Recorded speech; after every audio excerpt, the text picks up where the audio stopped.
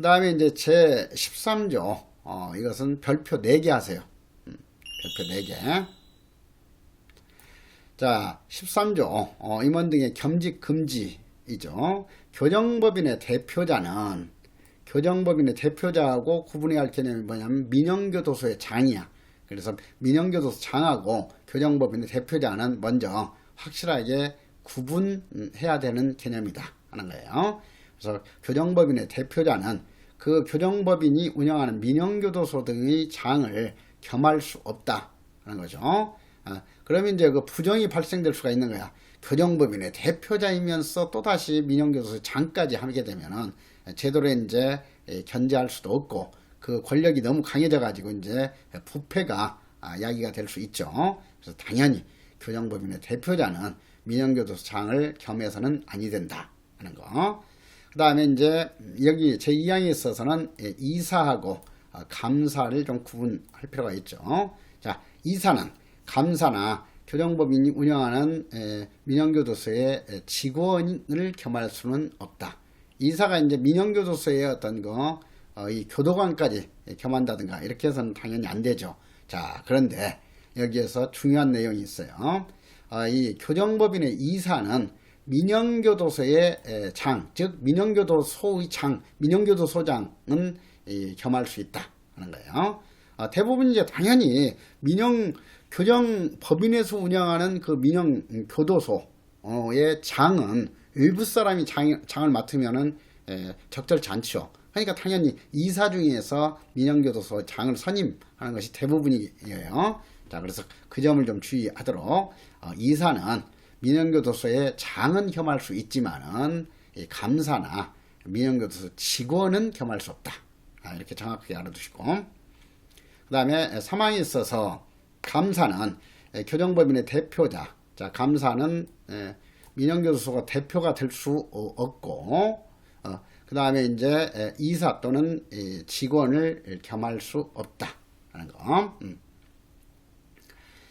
그 다음에 이제 제 14조도 그렇게 출제될 가능성은 높지가 않고 하기 때문에 이것도 이제 승진시험 보는 준비생들만 이렇게 이런 거 내용까지 좀 파악하면 되겠고, 그냥 7급, 9급 임용시험 보는 사람들의 경우에는 이 가로친 내용 정도만 봐두시면 충분해요. 당연히 교정법인은 기본 재산에 대해서 단각과 행위를 하려면은 법무부 장관의 허가를 받아야 된다. 특히 여기서 이제 그 법무부 장관을 매도 증여 교환 이런 업무이기 때문에 이런 거 사항이기 때문에 기획재정부 장관으로 뒤바꾸면은 잘 속을 수가 있으니까 그 점을 좀 주의할 필요가 있어요. 그 다음에 이제 회계 구분, 이것은 별표 하나 하세요. 회계 구분은 교정법인의 회계는 그가 운영하는 민영교도소의 설치 운영에 관한 회계하고, 그 다음에 아까 교정법인은 여러 가지 다른 사업도 할 수 있고 다른 업무도 이렇게 처리할 수 있다고 그랬죠. 그래서 민영교도소 설치 운영에 관한 거 회계하고, 그 다음에 이제 일반 업무에 관한 회계로 구분한다 하는 거. 자, 그래서 좀 전문적으로 이렇게 운영이 될 수 있도록 하고 있다. 그 다음에 이제 2항에서 좀 주의를 해야죠. 민영교도소 설치 운영에 관한 그 회계. 자, 그래서 민영교도소 설치 운영에 관한 회계 밑줄 긋 들어가세요.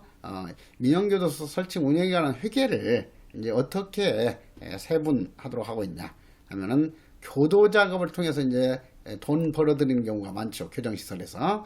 그래서 이제 이 돈과 관련된 교도 작업 회계하고, 그 다음에 일반 회계를 구분하도록 하고 있다 하는 거예요. 그러니까 여기에서도 지금 일반 업무에 관한 회계는 교도작업 회계와 일반 회계로 구분한다가 아니야.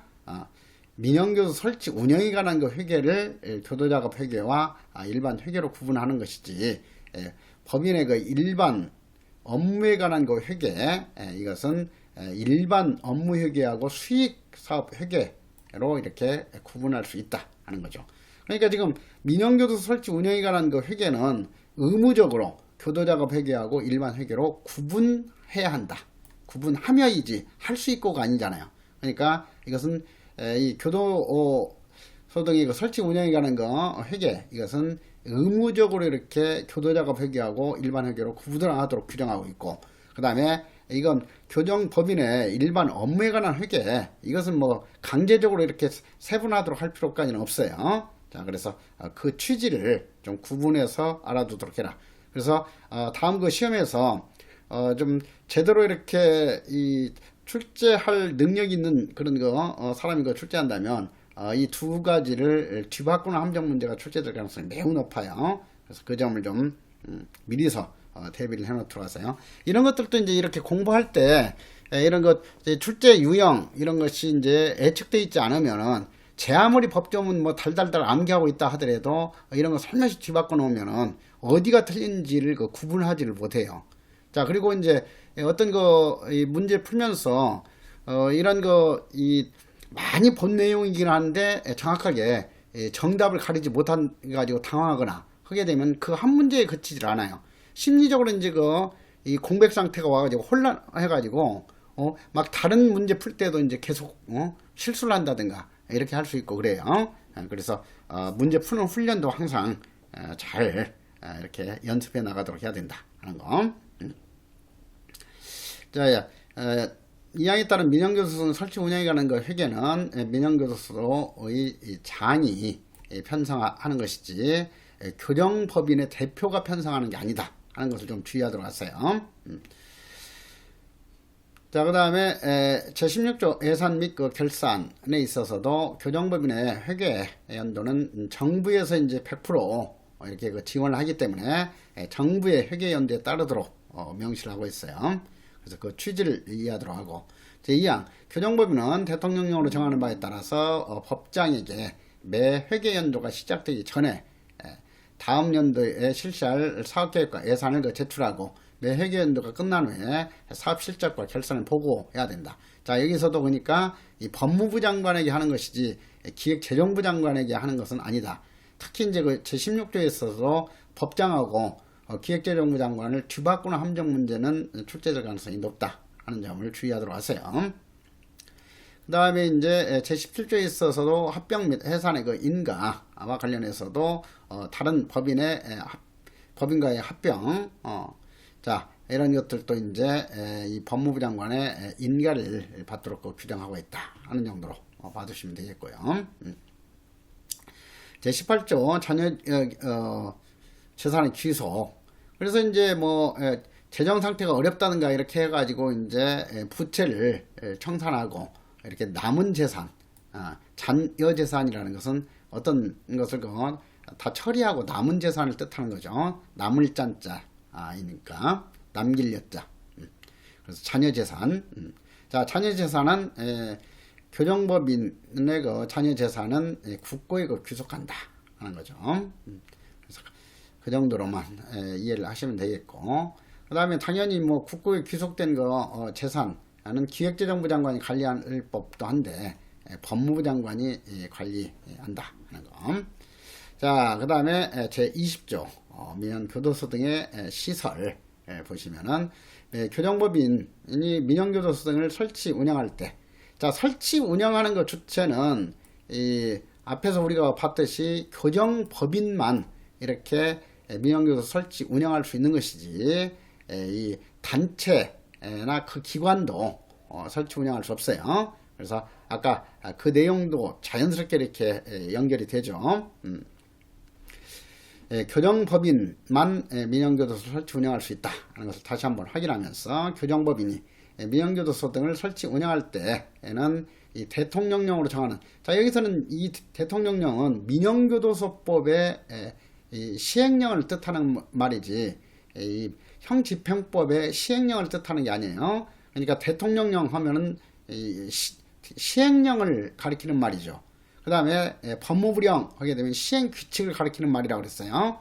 자, 그래서 여기서도 교정법인의 그런 설치 운영에 대해서 그 기준, 이것은 이제 민영교도소법 시행령으로서 규정을 하도록 하고 있다 하는 것을 좀 이해할 필요가 있죠. 그래서 그 시행령에서 규정하고 있는 기준에 따른 시설을 갖춰야 한다 하는 거. 자, 그래서 20조에서는 그 점만 헷갈리지 않으면 되겠어요. 그 다음에 제21조에 있어서 당연히 민영교도소의 조직 등의 조직 등 이것은 이제 일반 국가 운영 교도소에 준하는 조직을 갖춰야 된다 하는 거. 여기서 뭐 교도소 등 했으니까 이제 구치소나 그 교도소 구치소의 지소까지도 이렇게 염두에 둔 표현이다 하는 것을 좀 이해를 해 두시면 되겠어요. 자, 그 다음에 이제 뭐 당연히 교정법인은 민영교도소를 운영할 때 시설 안에 수용자를 수용 관리하고 교정 서비스를 제공하기에 적합한 직원을 확보해야 된다. 직원 확보 의무, 이것은 민영교도소의 의무를 둔 게 아니죠. 민영교도소를 운영하는 그 주체가 교정법인이기 때문에 이 교정법인으로 하여금 적합한 직원을 확보하도록 규정하고 있다. 이렇게 이해하시면 되겠고요.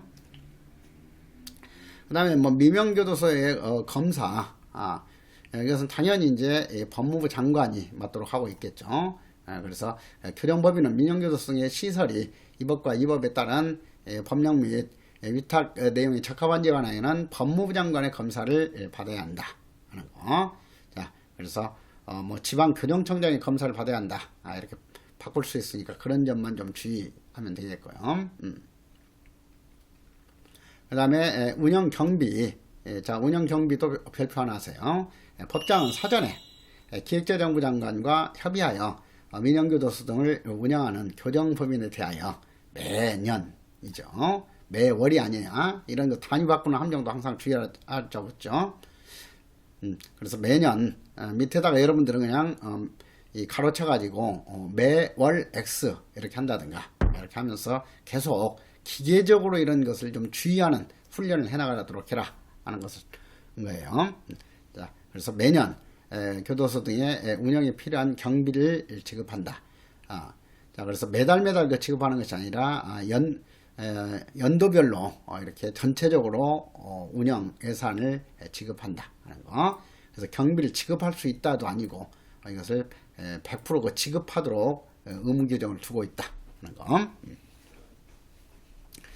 그 다음에 이제 제24조의 의제라는 것은 본질적으로 이 같은 것은 아닌데 이렇게 같게 취급해 주는 거, 이것이 의제죠.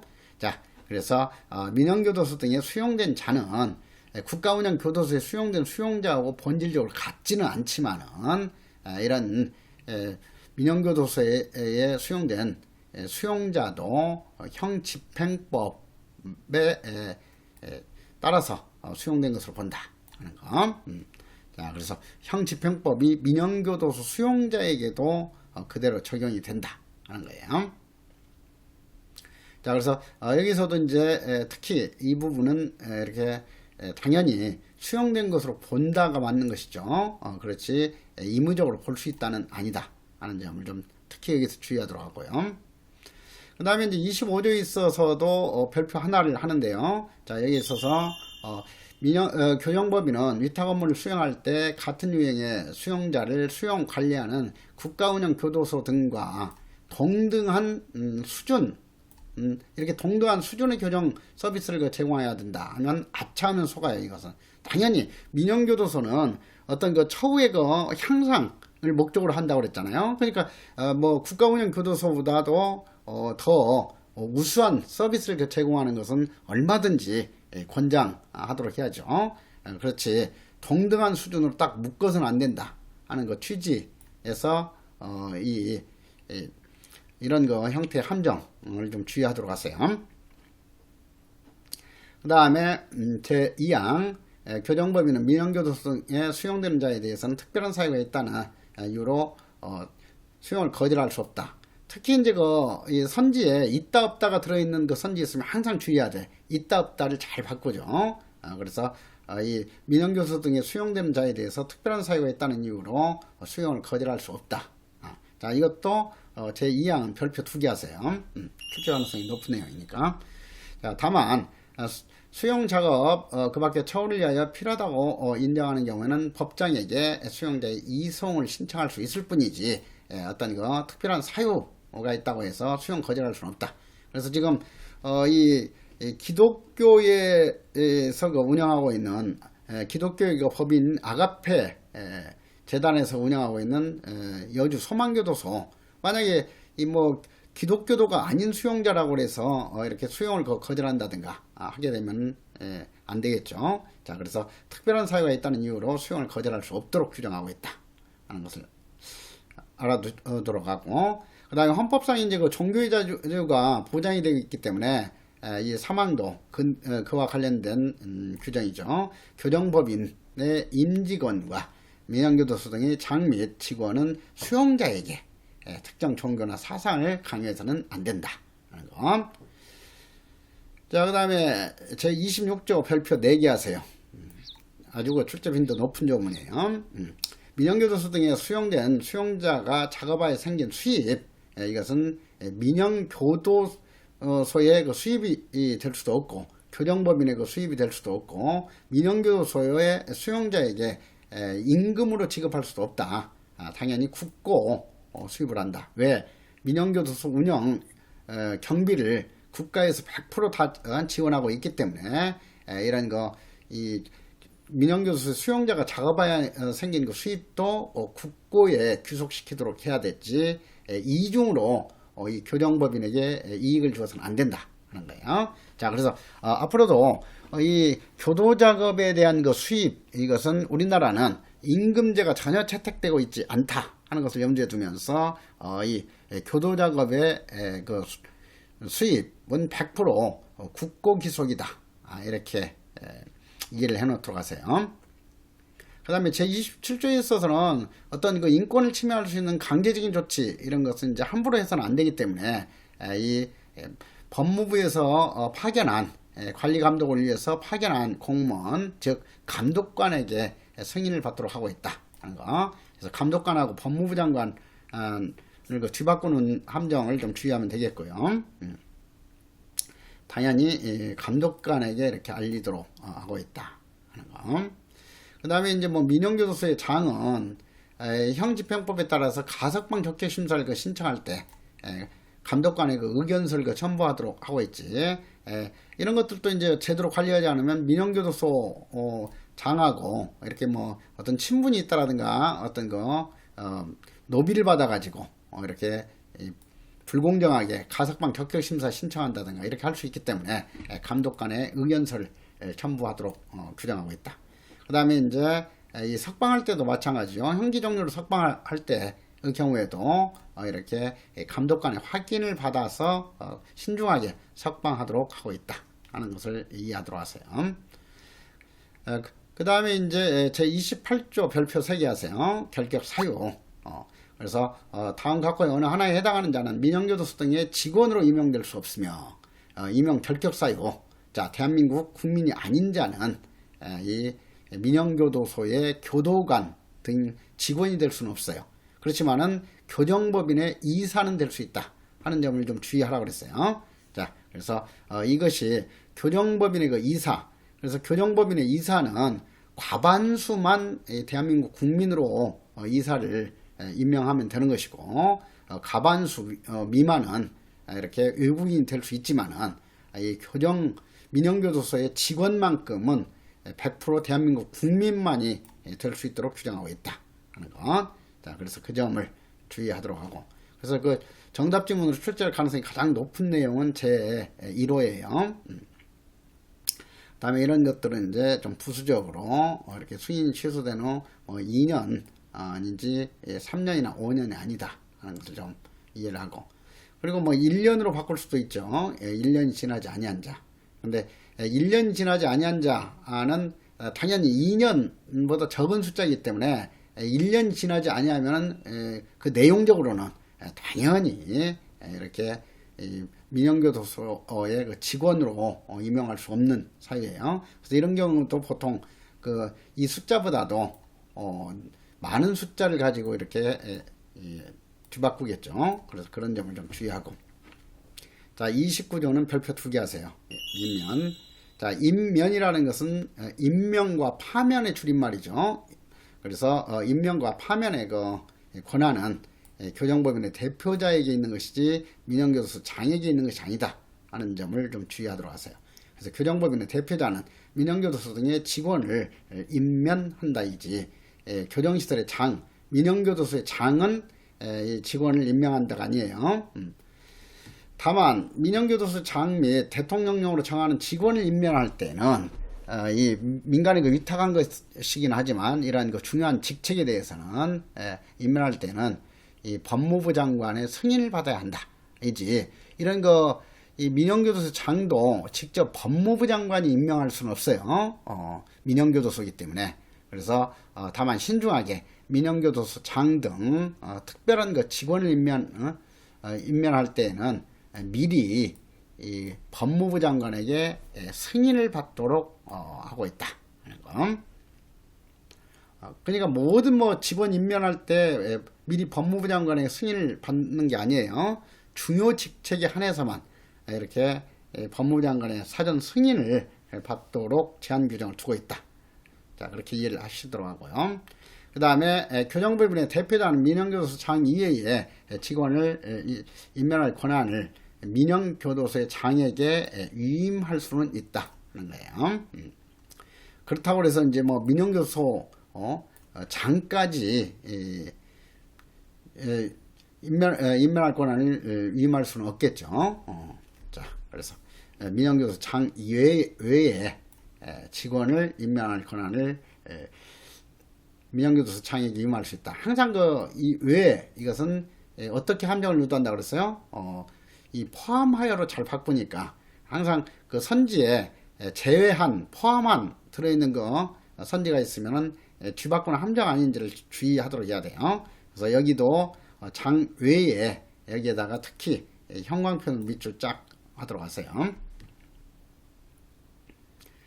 그 다음에 제30조에 있어서 민영교도소 직원의 직무죠.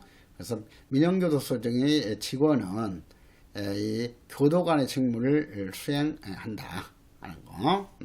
자, 그래서 당연히 아까 봤듯이 이 민영교도소에도 이 형집행법이 그대로 적용이 된다 하는 거.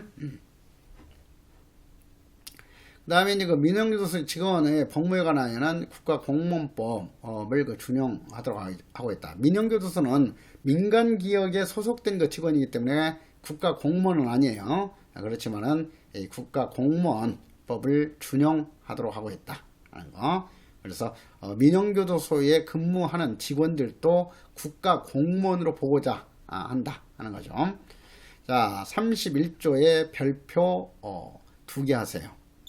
제복 착용과 무기 구입은, 자, 민영교도소의 직원은 법장이 정하는 제복을 입도록 하는 것이지 민영교도소라고 그래서 민영교도소의 장이 정하는 제복이나 교정법인의 대표가 정하는 제복이 아니다 하는 거예요. 그래서 법무부 장관이 정하는 제복을 입어야 한다. 이지 법무부 장관이 정하는 제복을 입을 수 있다가 아니에요. 이것도 의무적으로 규정한 내용이다. 그 다음에 민영교도소 운영에 필요한 무기. 자, 지금 1년별로 통째로 경비를 이미 지급해 주죠. 그렇기 때문에 이 무기 구입도 민영교도소의 예산 가지고 구입하도록 해야 된다 하는 것은 당연한 내용이 되겠죠. 그래서 그 내용을 좀 헷갈리지 않도록 해라. 무기는 해당 교정법인의 부담으로 이 법무부 장관이 구입하여 배정하도록 하고 있지, 이 국가 예산으로 국가 부담으로 법무부 장관이 구입하여 배정한다가 아니죠. 그리고 또 법무부 장관이 구입하여 배정하도록 하는 것은 우리나라가 지금 이 무기는 민간이 이렇게 자유롭게 이렇게 구입 소지할 수 없도록 규정하고 있어요. 그렇기 때문에 당연히 법무부 장관이 구입해서 이렇게 위탁 배정한다 하는 거죠. 그래서 그 점 주의하도록 하고,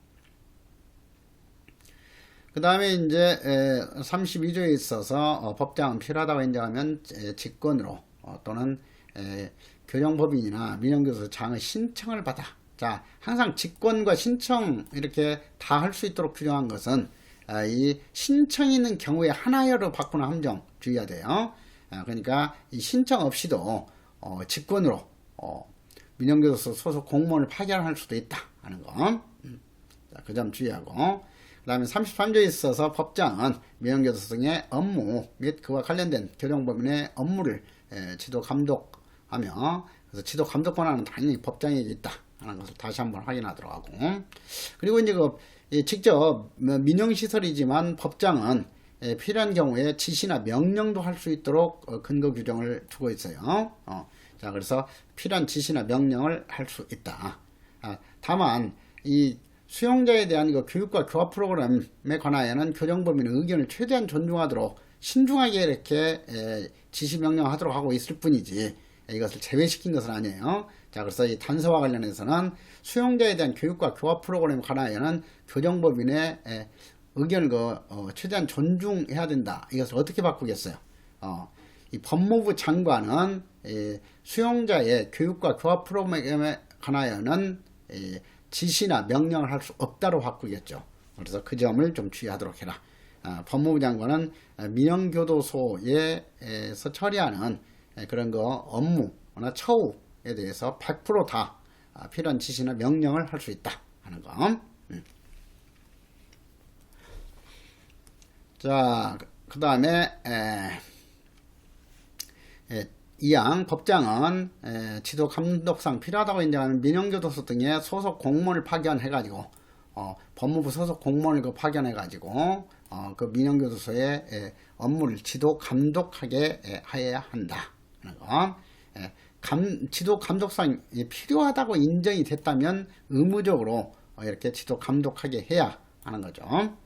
자, 그 다음에 사망이 있어서 교정법인 및 민영교도소 등의 장은 항상 소속 직원의 근무 상황을 감독하고 필요한 교육을 해야 된다. 여기서도 이제 직접 그 민영교도소의 소속 직원에 대한 감독을 법무부 장관이나 감독관으로 하여금 하게 하는 것은 아니에요. 그래서 이렇게 바꿨을 때 아차하면 이렇게 착각할 내용이죠. 그래서 그 점을 좀 주의하도록 해라 하는 거예요.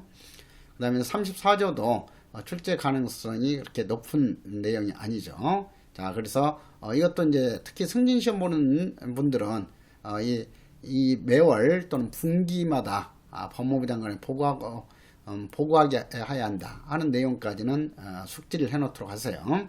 매월, 매년이 아니야. 여기서는 또 매년으로 이렇게 함정 유도하니까 그 점 주의하고, 그 다음 분기는 반기하고 좀 헷갈려서는 안 되죠. 반기는 6개월마다 이 뜻이잖아. 6개월씩 이렇게 상반기, 하반기 이 뜻이야. 분기는 당연히 이제 3개월 단위로 하는 것이 분기잖아요. 자, 그리고 이 수용 현황이라든가 이런 것에 대해서 일일이 정확하게 암기까지는 할 필요가 없다. 다만 승진 시험 보는 사람들은 이런 내용을 이렇게 계속 반복하면서 좀 익숙하게 익혀놓을 필요는 있죠. 이런 것 정도는 암기 설령거 출제가 된다 하더라도 암기된 내용 가지고 푸는 게 아니야. 그냥 감을 가지고 풀 수 있도록 이렇게 하면 되겠다 하는 거죠. 그 다음에 이제 35조 위탁 업무의 그 감사도 매년 1회 이상만 하면 되는 것이지 매년 2회 이상 하는 게 아니다 하는 거. 자, 그래서 1년에 한 번씩 법무부 장관이 감사 한 번 이상 감사하도록만 규정하고 있다 하는 것을 좀 이해하시고요. 그래서 이제 다른 조항에서 나중에 이제 공부하게 되면 이렇게 순회 점검이라든가 이런 것하고 헷갈릴 수가 있기 때문에 여기서 모아가지고 이렇게 헷갈리지 않도록 정리를 해놨어요. 항상 이 관련된 내용 헷갈릴 수 있는 것들은 이렇게 여러분들 스스로도 이렇게 모아가지고 딱 일목요연하게 정리하는 그런 습관을 들여나갈 필요가 있어요.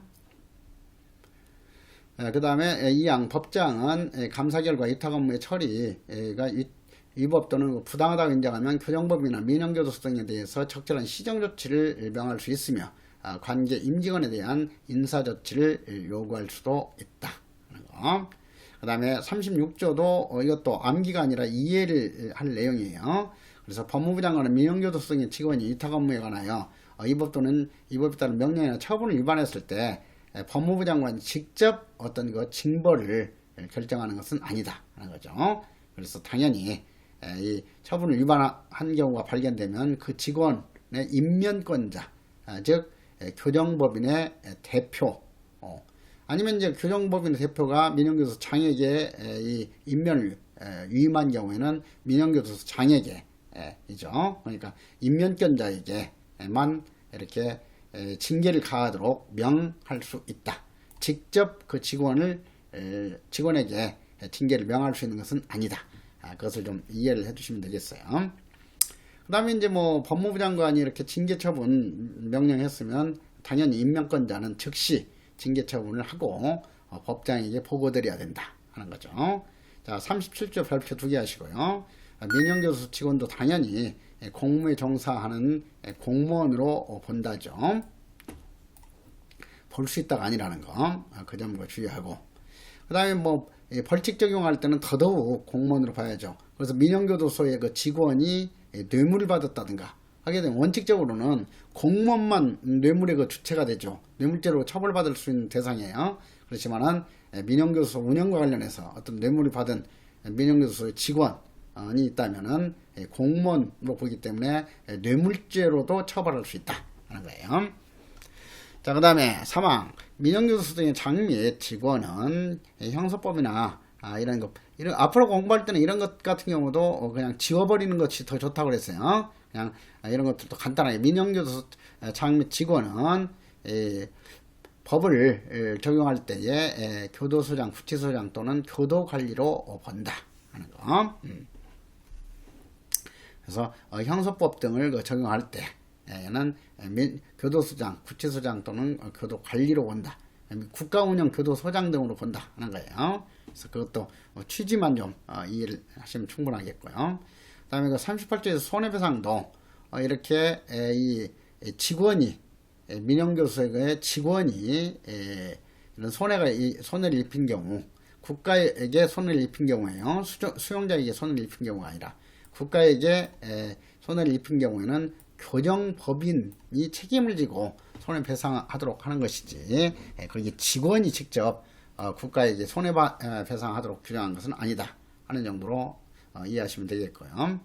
그 다음에 39조에 있어서 권한의 위임에 있어서 법장은 이 법에 따른 그 권한의 일부를 지방교정청장에게 위임할 수 있다 하는 것. 그래서 지방교정청장에도 위임할 수 있는 근거 규정은 두고 있다. 자, 그렇지 관할 교도소장 또는 구치소장에게 위임할 수 있다는 것은 아니에요. 그래서 그 점을 이해하도록 하고, 그 다음에 제 40조.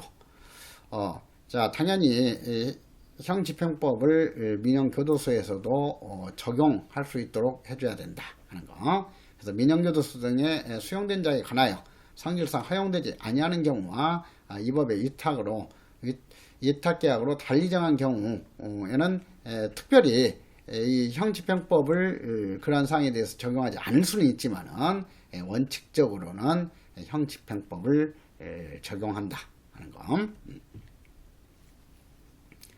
그 다음에 이제 뭐 부분 위탁 이런 것들도 좀 가볍게 이 국가가 운영하는 교도소 등의 업무 중 뭐 어떤 뭐 시설 수리 업무라든가 아니면은 어떤 식재료 공급 업무라든가 이런 것들을 염두에 둔 규정이죠. 그래서 국가가 운영하는 교도소 등의 업무 중에서 직업훈련이라든가 교도작업 등 일부 교정 업무를 특정하여 위탁하는 경우에는 그 수탁자에 관하여 성질상 허용되지 아니하는 경우와 위탁계약으로 달리 정한 경우 외에는 교정법인에 관한 규정을 준용한다 하는 거. 그 다음에 뭐 43조 뭐 양벌 규정 같은 경우도 이 위반한 직원과 이 교정법인 양쪽을 다 처벌한다 하는 거는 취지겠죠. 자, 교정법인의 임직원이 그 법인의 업무에 관하여 이 법을 위반한 경우에는 그 행위자를 벌하는 외에 이 법인에 대해서도 이 벌금형으로 형벌을 가할 수 있도록 하고 있다 하는 거. 자, 그래서 그런 정도로 이해를 하도록 하자고요. 자, 그러면은 이렇게 이 민영교도소법은 최소한 한 문제가 출제될 중요한 특별법이기 때문에 확실하게 공부를 해놓도록 하세요.